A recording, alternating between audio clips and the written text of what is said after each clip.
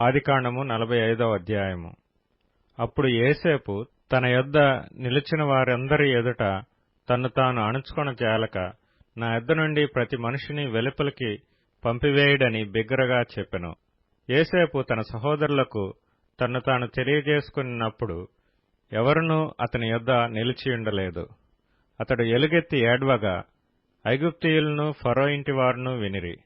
అప్పుడు యోసేపు, నేను యోసేపును, నా తండ్రి ఇంకా బ్రతికియున్నాడా అని అడిగినప్పుడు అతని సహోదరులు అతని సముఖమందు తొందరపడి అతనికి ఉత్తరము ఇయ్యలేకపోయిరి. అంతటా యోసేపు, నా దగ్గరకు రండని తన సహోదరులతో చెప్పినప్పుడు వారు అతని దగ్గరకు వచ్చిరి. అప్పుడతడు, ఐగుప్తునకు వెళ్ళునట్లు మీరు అమ్మివేసిన మీ సహోదరుడైన యోసేపును నేనే. అయినను నేనిక్కడికి వచ్చునట్లు మీరు నన్ను అమ్మివేసినందుకు దుఃఖపడకుడి. అది మీకు సంతాపము పుట్టింపనీయకుడి.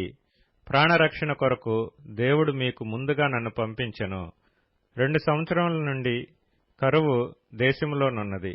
సేద్యమైనను కోతయైనను లేని సంవత్సరములు ఇంకా 5 వచ్చును. మిమ్మును ఆశ్చర్యముగా రక్షించి దేశములో మిమ్మును శేషముగా నిలుపుటకు ప్రాణముతో కాపాడుటకును దేవుడు మీకు ముందుగా నన్ను పంపించెను. కాబట్టి దేవుడే గాని మీరు నన్ను ఇక్కడికి పంపలేదు. ఆయన నన్ను ఫరోకు తండ్రిగాను అతని ఇంటి వారికందరికీ ప్రభువుగాను ఐగుప్తు దేశమంతటి మీద ఏలికగాను నియమించెను. మీరు త్వరగా నా తండ్రి యొద్దకు వెళ్లి అతనితో, నీ కుమారుడైన యోసేపు దేవుడు నన్ను ఐగుప్తు దేశమంతటికి ప్రభువుగా నియమించెను. నా యొద్దకు రమ్ము, అక్కడ ఉండవద్దు. నీవు గోషెను దేశమందు నివసించెదవు. అప్పుడు నీవును, నీ పిల్లలను, నీ పిల్లల పిల్లలను, నీ గొర్రెల మందలను, నీ పశువులను, నీకు కలిగినది యావత్తును నాకు సమీపముగా నుండును. ఇకను 5 కరువు సంవత్సరములు వచ్చును గనుక నీకును నీ ఇంటివారికిని నీకు కలిగినదంతటికిని పేదరికము రాకుండా అక్కడ నిన్ను పోషించదనన్నాడని చెప్పుడి. ఇదిగో మీతో మాట్లాడుచున్నది నా నోరే అని మీ కన్నులను నా తమ్ముడైన బెన్యామీను కన్నులను చూచుచున్నవి. ఐగుప్తులో నాకు కలిగిన సమస్త ఘనతను మీరు చూచినది యావత్తు నా తండ్రికి తెలియచేసి త్వరగా నా తండ్రిని ఇక్కడికి తీసుకుని రండని తన సహోదరులతో చెప్పి తన తమ్ముడైన బెన్యామీను మెడ మీద పడి ఏడ్చెను. బెన్యామీను అతని మెడ మీద పడి ఏడ్చెను. అతడు తన సహోదరులందరినీ ముద్దు పెట్టుకుని వారి మీద పడి ఏడ్చిన తరువాత అతని సహోదరులు అతనితో మాట్లాడిరి. యోసేపు యొక్క సహోదరులు వచ్చిన వర్తమానము ఫరో ఇంటిలో వినబడెను. అది ఫరోకును అతని సేవకులకును ఇష్టముగా నుండెను. అప్పుడు ఫరో యోసేపుతో ఇట్లనెను, నీవు నీ సహోదరులను చూచి మీరిలాగు చేయుడి. మీ పశువుల మీద బరువులు కట్టి కనాను దేశమునకు వెళ్లి మీ తండ్రిని మీ ఇంటివారిని వెంటబెట్టుకుని నా యొద్దకు రండి. ఐగుప్తు దేశమందలి మంచి వస్తువులను మీకిచ్చేదను. ఈ దేశం యొక్క సారమును మీరు అనుభవించెదరు. నీకు ఆజ్ఞ అయినది గదా, దీని చేయుడి. మీ పిల్లల కొరకును మీ భార్యల కొరకును ఐగుప్తులో నుండి బండ్లను తీసుకుని పోయి మీ తండ్రిని వెంటబెట్టుకుని రండి. ఐగుప్తు దేశమంతటిలోనున్న మంచి వస్తువులు మీవే అగును గనుక మీ సామాగ్రిని లక్ష్య పెట్టకుడని చెప్పుమనగా ఇశ్రాయేలు కుమారులు అలాగుననే చేసిరి. యోసేపు ఫరో మాట చొప్పున వారికి బండ్లను ఇప్పించెను, మార్గమునకు ఆహారము ఇప్పించెను. అతడు వారికి 2 దుస్తుల బట్టలు ఇచ్చెను. బెన్యామీనుకు 300 తులముల వెండియును 5 దుస్తుల బట్టలు ఇచ్చెను.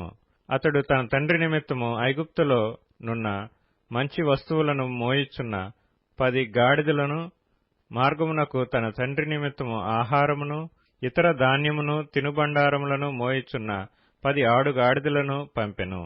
అప్పుడతడు తన సహోదరులను సాగనంపి వారు బయలుదేరుచుండగా మార్గమందు కలహపడకుడని వారితో చెప్పెను. వారు ఐగుప్తు నుండి బయలుదేరి కనాను దేశమునకు తమ తండ్రి అయిన యాకోబు నొద్దకు వచ్చి యోసేపు ఇంకా బ్రతికియుండి ఐగుప్తు దేశమంతటిని ఏలుచున్నాడని అతనికి తెలియచేసిరి. అయితే అతడు వారి మాట నమ్మలేదు గనుక అతడు నిశ్చేష్టుడాయెను. అప్పుడు వారు యోసేపు తమతో చెప్పిన మాటలన్నిటినీ అతనితో చెప్పిరి. అతడు తన్ను ఎక్కించుకుని పోవుటకు యోసేపు పంపిన బండ్లు చూచినప్పుడు వారి తండ్రి అయిన యాకోబు ప్రాణము తెప్పరిల్లెను. అప్పుడు ఇశ్రాయేలు, ఇంతే చాలును, నా కుమారుడైన యోసేపు ఇంకా బ్రతికియున్నాడు, నేను చావక మునుపు వెళ్లి అతని చూచెదనని చెప్పెను. ఆదికాండము 46వ అధ్యాయం. అప్పుడు ఇశ్రాయేలు తనకు కలిగినదంతయు తీసుకొని ప్రయాణమై బెయేర్షెబాకు వచ్చి తన తండ్రి అయిన ఇస్సాకు దేవునికి బలులనర్పించెను. అప్పుడు రాత్రి దర్శనములయందు దేవుడు యాకోబు యాకోబు అని ఇశ్రాయేలును పిలిచెను. అందుకతడు చిత్తము ప్రభువా అనెను. ఆయన, నేనే దేవుడను, నీ తండ్రి దేవుడను, ఐగుప్తునకు వెళ్ళుటకు భయపడకుము, అక్కడ నిన్ను గొప్ప జనముగా చేసెదను, నేను ఐగుప్తునకు నీతో కూడా వచ్చెదను, అంతేకాదు నేను నిశ్చయముగా నిన్ను తిరిగి తీసుకుని వచ్చెదను.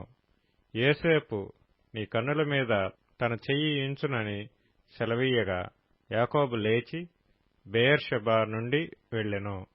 ఫరో అతన్ని నెక్కించి తీసుకుని వచ్చుటకు పంపిన బండ్ల మీద ఇశ్రాయేలు కుమారులు తమ తండ్రి అయిన యాకోబును, తమ పిల్లలను, తమ భార్యలను ఎక్కించిరి.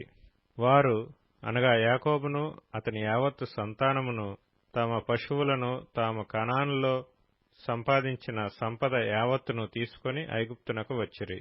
అతడు తన కుమారులను, తన కుమారుల కుమారులను, తన కుమార్తెలను, తన కుమారుల కుమార్తెలను, తన యావత్తు సంతానమును ఐగుప్తునకు తనతో కూడా తీసుకుని వచ్చెను. యాకోబును అతని కుమారులను ఐగుప్తునకు వచ్చిరి. ఇశ్రాయేలు కుమారుల పేర్లు ఇవే. యాకోబు జ్యేష్ఠ కుమారుడు రూబేను. రూబేను కుమారులైన హనోకు, పల్లు, హెస్రోను, కర్మి. షిమ్యోను కుమారులైన యెమూయేలు, యామీను, ఓహదు, యాకీను, సోహరు, కనానీయురాలి కుమారుడైన షాపూలు. లేవి కుమారులైన గెర్షోను, కహాతు మెరారి. యూదా కుమారులైన ఏరు, ఓనాను, షేలా, పెరెసు, జెరహు. ఆ ఏరును ఓనానును కనాను దేశంలో చనిపోయిరి. పెరెసు కుమారులైన హెస్రోను, హామూలు. ఇస్సాకారు కుమారులైన తోలా, పువ్వా, యోబు, షిమ్రోను. జెబూలూను కుమారులైన సెరెదు, ఏలోను, యహలేలు. వీరు లేయా కుమారులు. ఆమె పద్దనరాములో యాకోబు వారిని అతని కుమార్తె అయిన దీనాను కనెను. అతని కుమారులను అతని కుమార్తెలను అందరును 33. గాదు కుమారులైన సిప్యోను, హగ్గీ, షూని, ఎస్బోను, ఏరి, ఆరోది, అరేలి. ఆషేరు కుమారులైన ఇమ్నా, ఇష్వా, ఇష్వి, బెరీయా, వారి సహోదరి అయిన సెరహు. ఆ బెరీయా కుమారులైన హెబెరు, మల్కీయేలు. లాబాను తన కుమార్తె అయిన లేయాకిచ్చిన జిల్ఫా కుమారులు వీరే. ఆమె ఈ 16 మందిని యాకోబునకు కనెను. యాకోబు భార్య అయిన రాహేలు కుమారులైన యోసేపు, బెన్యామీను. యోసేపునకు మనష్షే, ఎఫ్రాయిములు పుట్టిరి. వారిని ఐగుప్తు దేశమందు ఓనుకు యాజకుడగు పోతీఫర కుమార్తె అయిన ఆసెనతు అతనికి కనెను. బెన్యామీను కుమారులైన బెల, బేకెరు, అష్బేలు, గెరా, నయమాను, ఏహి, రోషు, ముప్పీము, హుప్పీము, ఆర్దు. యాకోబునకు రాహేలు కనిన కుమారులగు వీరందరూ 14. దాను కుమారుడైన హుషీము. నఫ్తాలి కుమారులైన యహసేలు, గూని, యోసెరు, షిల్లేము. లాబాను తన కుమార్తె అయిన రాహేలునకు ఇచ్చిన బిల్హా కుమారులు వీరే.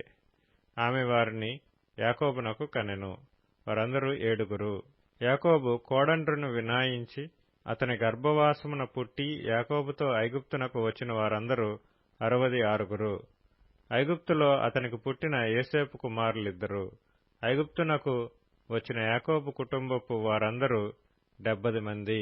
అతడు గోషెనుకు త్రోవ చూపుటకు యోసేపు నొద్దకు తనకు ముందుగా యూదాను పంపెను. వారు గోషెను దేశమునకు రాగా యోసేపు తన రథమును సిద్ధము చేయించి తన తండ్రి అయిన ఇశ్రాయేలును ఎదుర్కొంటకు గోషెనుకు వెళ్లి అతనికి కనబడెను. అప్పుడతడు అతని మెడ మీద పడి అతని మెడ పట్టుకొని ఎంతో ఏడ్చెను. అప్పుడు ఇశ్రాయేలు యోసేపుతో, నీవింకా బ్రతికియున్నావు, నీ ముఖము చూచితిని గనుక నేనికను చనిపోవుదునని చెప్పెను. యోసేపు తన సహోదరులను తన తండ్రి కుటుంబపు వారిని చూచి, నేను వెళ్లి ఇది ఫరోకు తెలియజేసి కనాను దేశంలో ఉండిన నా సహోదరులను నా తండ్రి కుటుంబపు వారును నా యొద్దకు వచ్చిరి. ఆ మనుషులు పశువులు గలవారు, వారు గొర్రెల కాపరులు.